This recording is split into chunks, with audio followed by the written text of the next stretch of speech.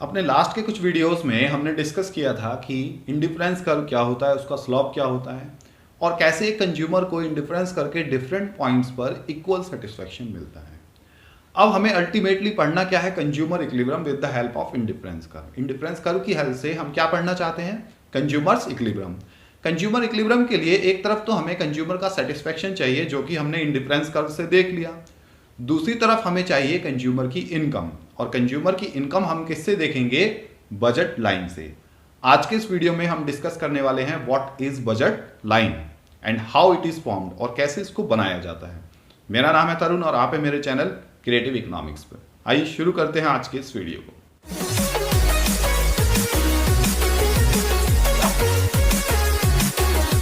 तो सबसे पहले तो बजट लाइन का हम मीनिंग जान लेते हैं। व्हाट इज बजट लाइन और consumers budget. Budget line is a line. पहली बात तो ये कोई कर्व नहीं है, एक लाइन होगी, स्ट्रेट लाइन होगी, डाउनवर्ड स्लोपिंग होगी। अभी हम बना के देखेंगे।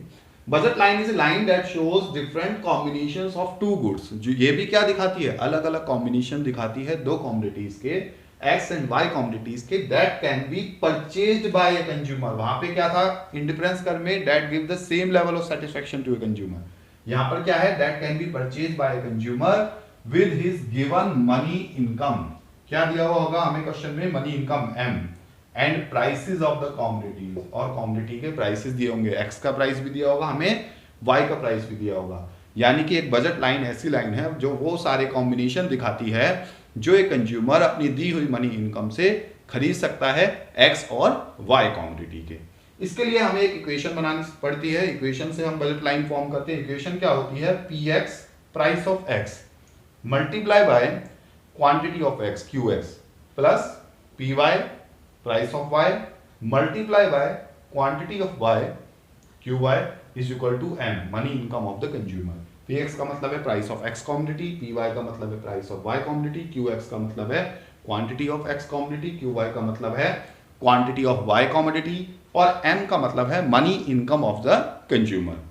अब हम आते हैं कि बजट लाइन फॉर्म कैसे होती है, बजट लाइन बनाई कैसे जाती है। इसके लिए हमने एक एग्जांपल लिया है। Suppose A consumers money income is ₹10। Money income कितनी है, उसके पास 10 रुपए है। एम कितना लिया है हमने, ₹10। ठीक है।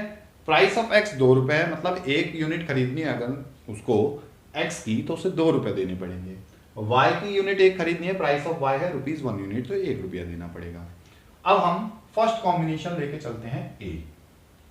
अगर वो सारी की सारी इनकम y पे खर्च कर देता है तो वो कितनी यूनिट्स खरीद सकता है, y की 10 यूनिट्स। क्यों, क्योंकि y का एक यूनिट का प्राइस 1 रुपए है और उसके पास मनी इनकम कितनी है, 10 रुपए, तो कितनी खरीद सकता है वो, 10 यूनिट। सिंपल सी बात है। अब जब सारे पैसे उसने y पे खर्च कर दिए, सारी इनकम y पे खर्च कर दी, तो x की अमाउंट कितनी आएगी, 0। अब बी कॉम्बिनेशन, अगर वो चाहता है x की एक यूनिट खरीदना, कितनी यूनिट खरीदना चाहता है, 1 यूनिट। एक यूनिट कितने की आती है x की, 2 रुपए की, 2 रुपीज की, तो 2 रुपए चले गए उसके पास से, बचे कितने हैं, 8 रुपीज। 2 रुपए तो कहां चले गए, यहां पर उसने कितने रुपए खर्च कर दिए, 2 रुपीज, क्योंकि एक एक्स कितने का आता है, 2 रुपीज का। ठीक है, तो अब उसके पास 8 रुपीज बचे हैं। 8 रुपए में वाई कितनी आएगी, 8 आएगी, 8 यूनिट्स आएगी। In 8 rupees he can purchase amount of Y 8 units. ये दोनों ही हमने किस में लिए हैं, यूनिट्स में, एक्स भी और वाई भी। ठीक है।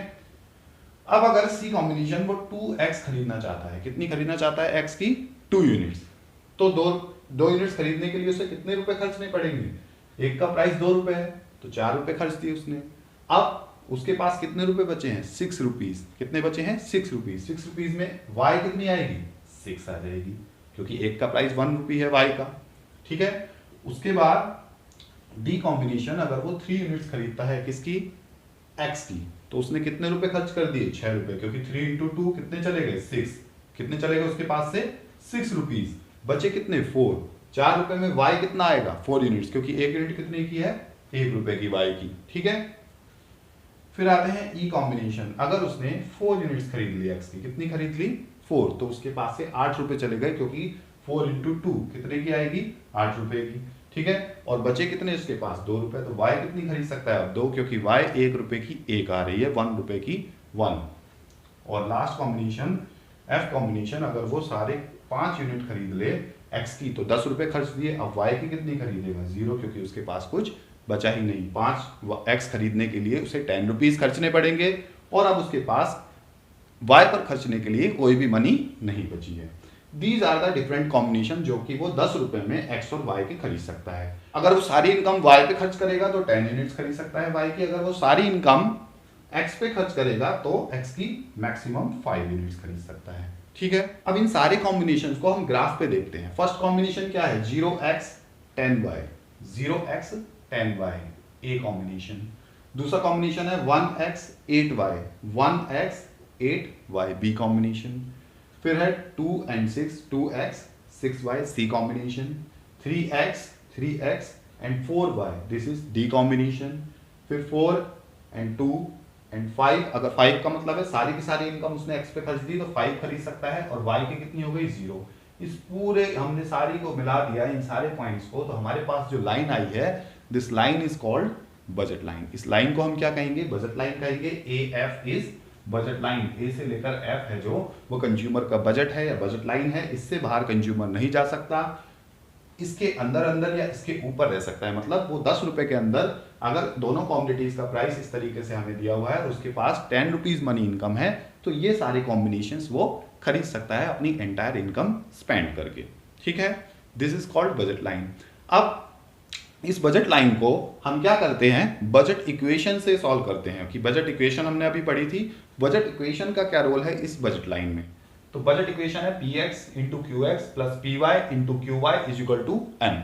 ठीक है, फर्स्ट देखिए px कितना है ₹2 per unit, 2 into Q x कितनी खरीद रहा है, क्वांटिटी 0 खरीद रहा है 0, प्लस पी वाई कितना है 1, क्वांटिटी कितनी खरीद रहा है फर्स्ट कॉम्बिनेशन में 10। ठीक है, और यहाँ पर क्या आ जाएगा, इसको जब आप सॉल्व करेंगे तो 10 आएगा। 10 कितनी है उसकी मनी इनकम। ठीक है, सेकंड कॉम्बिनेशन अगर हम देखें 2 इंटू 1 कितनी खरीद रहा है एक्स की यूनिट, साहब 1 यूनिट खरीद रहा है, प्लस y का प्राइस कितना है 1 इंटू यूनिट्स कितनी खरीद रहा है 8, ये 8 आ जाएगा, ये 2 आ जाएगा, इक्वल टू 10। ये मनी इनकम के बराबर है, ये भी और ये भी। थर्ड कॉम्बिनेशन में देखो प्राइस कितना है 2, यूनिट्स कितनी खरीद रहा है 2 यूनिट्स खरीद रहा है एक्स की। ठीक है, प्लस y का प्राइस कितना है 1 इंटू यूनिट्स कितनी खरीद रहा है 6, 6 प्लस 4 कितना आ जाएगा 10। ठीक है, उसके बाद डी कॉम्बिनेशन की बात करें हम तो प्राइस कितना है एक्स का 2, यूनिट्स कितनी खरीद रहा है 3, 3 इंटू 2 6, प्लस y का प्राइस कितना है 1 और यूनिट्स कितनी खरीद रहा है 4, ये भी कितना आ जाएगा 10।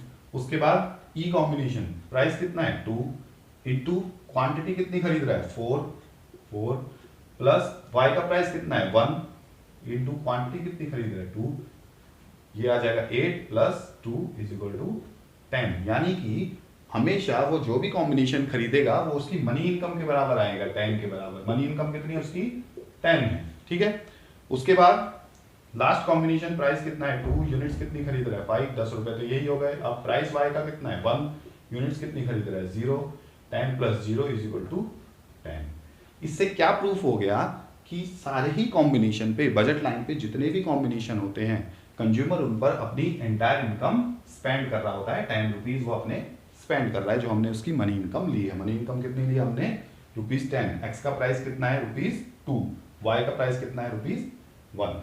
इस तरीके से ये सारे पॉइंट्स इस बजट इक्वेशन से निकाले जाते हैं।